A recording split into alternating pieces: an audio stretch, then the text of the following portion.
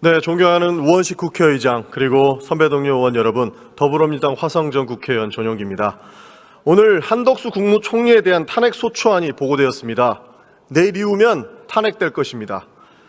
공수처와 경찰을 비롯한 수사기관은 대통령 직무대행인 한덕수 국무총리를 직무정지 즉시 내란 혐의 당사자로 체포해야 할 것입니다. 내란은 아직도 현재 진행형이고 하루빨리 종식시키는 것만이 대한민국을 위한 길일 것입니다. 윤석열 대통령은 후보 시절부터 지금까지 혼돈과 좌절의 시간이었습니다. 손바닥에 왕자를 그리고 TV 토론을 하던 모습, 그때는 어리둥절하고 황당하기만 했지만 다시 생각해보면 현재를 알려주는 복선의 시작이었습니다.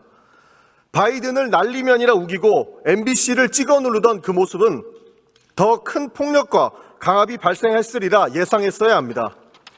일본의 오염수 방류와 위안부 문제에 대한 대법원의 판결에도 불구하고 오로지 일본의 이익에 위해 행동하던 윤석열 정권은 사도광산 유네스코 등재에서도 결국 뒤통수만 맞고 외교 참사로 국격을 실추시켰습니다. 청와대에 안 들어가겠다. 좋습니다. 그런데 그렇게 하기 위해서 수천억 원을 썼고 온갖 의혹과 불법으로 점철된 관조공사가 있었으며 미국으로부터 실수군으로 도청을 당하면서도 그런 일 없다로 강변했지만 그 거짓말이 만천하에 드러났습니다.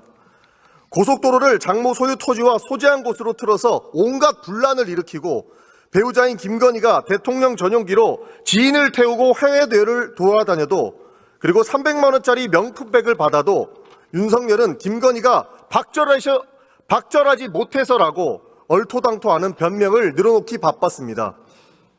명품백을 조그마한 파우치라 옹호해준 KBS 앵커를 과감히 사장으로 임명하는 조폭형 의리도 친히 시전하였습니다. 무엇보다 이런 여러 문제들을 비판하는 국민들을 입을 틀어막고 사지를 들어 끌어내며 본인 생각과 다르면 대화와 소통은커녕 수사권을 휘둘렀습니다. 왕자를 자기 손에 쓴 이유가 있었던 것입니다.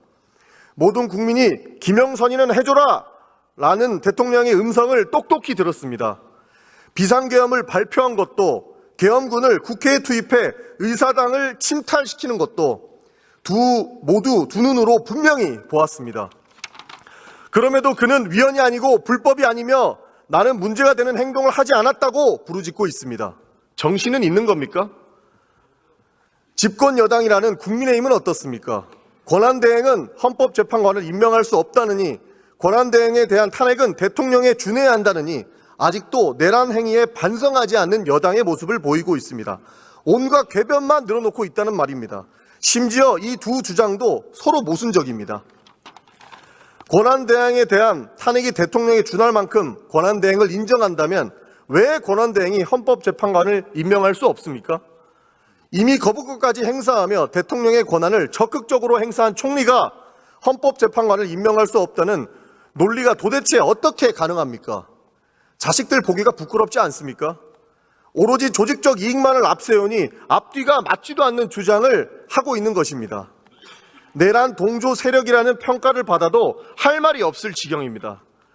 존경하고 사랑하는 국민 여러분, 어느 때보다 엄중한 연말입니다. 그러나 우리는 언제나 그 위기를 극복하는 그런 민족이었습니다. 오히려 기회를 만들어내왔던 저력을 가지고 있습니다. 더 단단한 민주주의를 위해 저희 더불어민주당과 함께 해주시길 부탁드리겠습니다. 이상으로 마치겠습니다. 감사합니다.